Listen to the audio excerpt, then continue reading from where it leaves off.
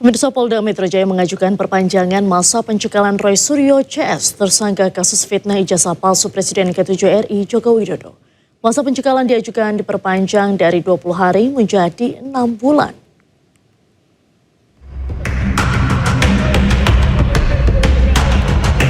Pencekalan terhadap Roy Suryo CS ke luar negeri dalam kasus tudingan ijazah palsu Presiden ke-7 Republik Indonesia berlaku selama 20 hari. Namun Kabid Humas Polda Metro Jaya menuturkan pencekalan terhadap ke-8 tersangka ini akan diperpanjang dari awalnya 20 hari menjadi 6 bulan. Alasannya untuk memudahkan proses penyelidikan yang dilakukan oleh Polda Metro Jaya yang saat ini masih berlangsung. Jadi pencekalan oleh penyidik itu dikirimkan untuk ke-8 yang berstatus tersangka. Itu berlaku selama 20 hari dari tanggal 8 November sampai dengan 27 November 2025. Tetapi akan diperpanjang untuk pencekalan selama 6 bulan ke depan. Ini surat masih akan berproses untuk pencekalan kedua. Sebelumnya Roy Suryo CS tak ditahan usai diperiksa sebagai tersangka terkait kasus fitnah ijazah palsu Jokowi pada Kamis 13 November 2025 lalu. Mereka tak ditahan karena mengajukan saksi dan ahli meringankan. Dari Jakarta, Rani Sanjaya, iNews melaporkan. Pemirsa, secara eksklusif Andi Aswan mengaku memiliki ijazah asli Jokowi. Andi menyebut akan membongkar keaslian ijazah Jokowi secara forensik. Dan berikut cuplikan program Rakyat Bersuara yang dipandu oleh Aiman Wijaksono. Oke, ini scan. Ini pertama kali ya eksklusif. Pertama kali. Scan. Ini ijazah asli Pak Asli Jokowi. dari Pak Jokowi ya. Scan. Scan. Oh, luar biasa. Coba lihat yang selalu dikatakan di sini. Oke. Ya, tolong ini kan. Nanti saya ada ijazah Enggak, pembanding. ini Anda klaim ini Anda dapatkan dari Pak Jokowi. Pokoknya saya kasih ini nanti ada ijazah. Dan Anda klaim ini asli. Asli. Oke, ini pertama kali loh nih, luar biasa. Ya. Scan dari ijazah asli Pak Jokowi. Scan. Nanti kita lihat dari ijazah pembanding. Oke, ini ijazah pembanding. Tulisannya 5 November 85, satu orang yang menulis ijazah ini. Ya. Stampnya juga sama. Kembali coba. Kembali sebelumnya. 1132 15470. Oke, kembali. Kembali ke Pak Jokowi coba. 1120 15456. Oke. Ini register. Ya. Diperhatikan baik-baik. Selalu dikatakan bahwa Pak Jokowi DO, bahwa Pak Jokowi tidak mempunyai jasa, ini dibuktikan.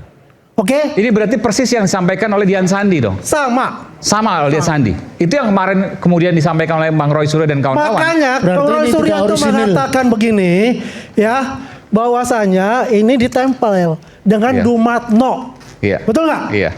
Saya akan bongkar secara forensik dari VJJ Face. Yang kemarin Rakyat Bersuara pekan lalu ini di crop lah kurang lebih ya. Makanya kena dengan undang-undang ITE itu adalah itu masalah salah satunya ya. Salah satunya. Itu masalahnya. Ya, coba kita foto Dumatno. Kita balik kepada digital forensik dari VJJ Face, Fastnet sama Arcvis. Tolong.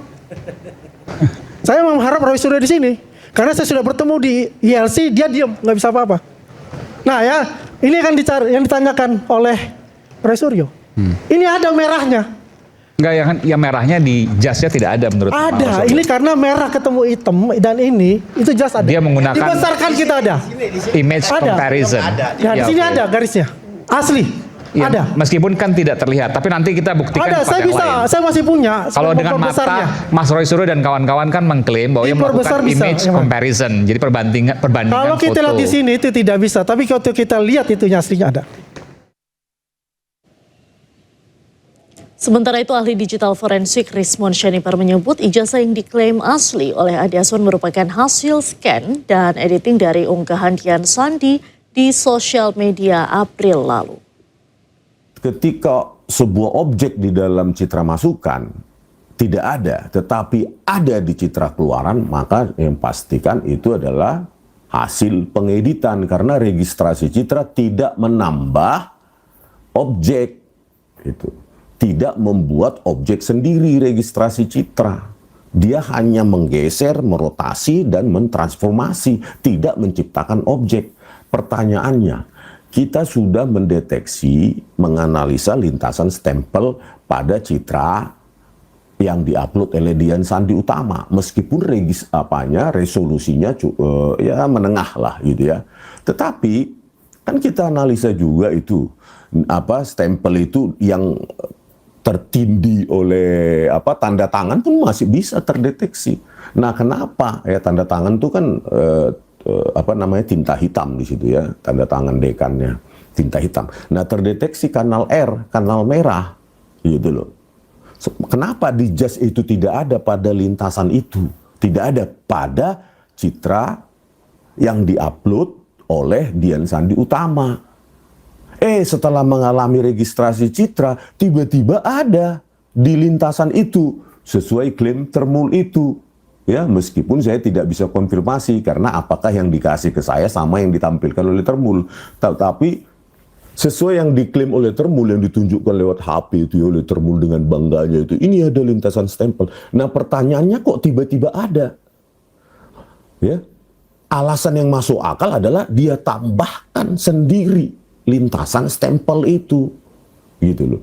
Kenapa? Ya tidak ada di tempatnya di citra masukan dari Dian Sandi Utama itu.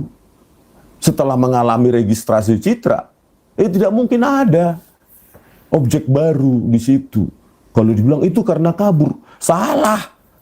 Kalau resolusi rendah yang menjadi alasan resolusi rendah yang diupload oleh Dian Sandi Utama, kenapa ya stempel itu ya yang ada pada tanda tangan itu masih terdeteksi? Tanda tangan kan hitam tintanya.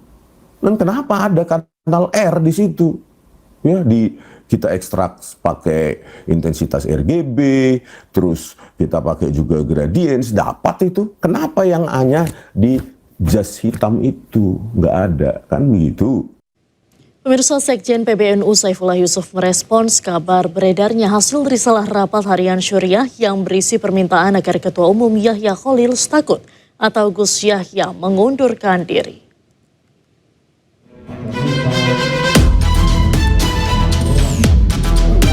Konflik internal mendera pengurus besar Nahdlatul Ulama PBNU.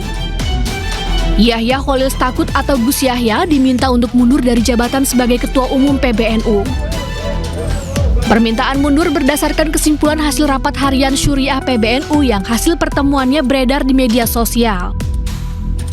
Menurut Sekjen PBNU Saifullah Yusuf, seluruh pihak diminta menunggu informasi resmi dari Syuriah PBNU.